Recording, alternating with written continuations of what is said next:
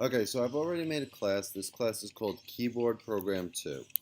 So public class keyboard.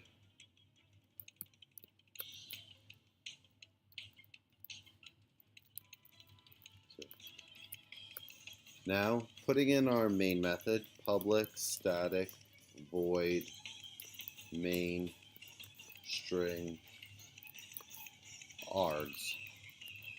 So last time I showed you how to use the scanner class to do strings. Well, want to use it for integers, numbers, so we can do a little math.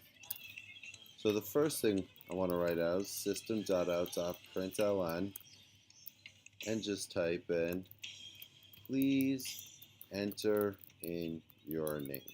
So usually you want to echo back the person's name, making a program feel like it knows the user.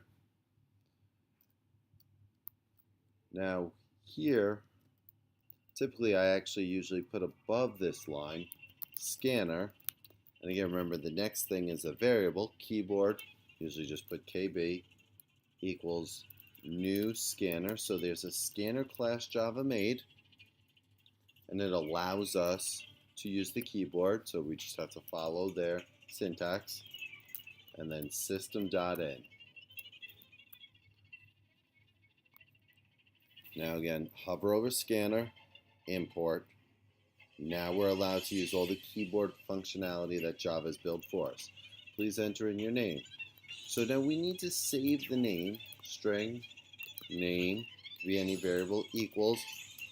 Well, now that when they type it in, it's going to be a string. So we do kb.next. So that's for a string. And then you could echo back to the user, system.out.println, name, then you say, welcome to the program. Then, let's say system.out.println, enter in your age. So now this is an age. Now if we're going to do some math with this, we need to know that this is a number. We need to store it as an integer. So let's make an integer here. Int, make the variable a meaningful name, so I'll call it age, equals, now KB is still the keyboard, so we're still going to have KB, but we're not going to use next, because next is for a string, and I want to do some math with this, so I need to save it as an integer, and it's pretty, Java's built this pretty intuitively, that it's next int. So when the next thing you type in the keyboard gets stored as an int, it's the age there. And just to make sure it's doing its job, age plus, it will print back their age, is the age entered by, and then plus name.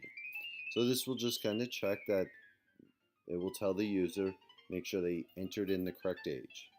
So if I say, enter in your name, Violet, welcome to the program, enter in your age, 3. 3 is the age entered by Violet. So it's a way to check it. Now let's say I wanted to do a quick little math with this. So something silly, how old will Violet be in 15 years? We'll just add. So what you could do is make another variable, int future, and say this is age plus 15. Just in case you don't want to add 15 and you want to have the computer to do it so you know how old you would be in 15 years, this is how you would do this math. And the math obviously gets harder. The equations get a little more complicated. We won't do stuff as easy as just adding 15. Right here, name plus in 15 years you will be, and then you put future.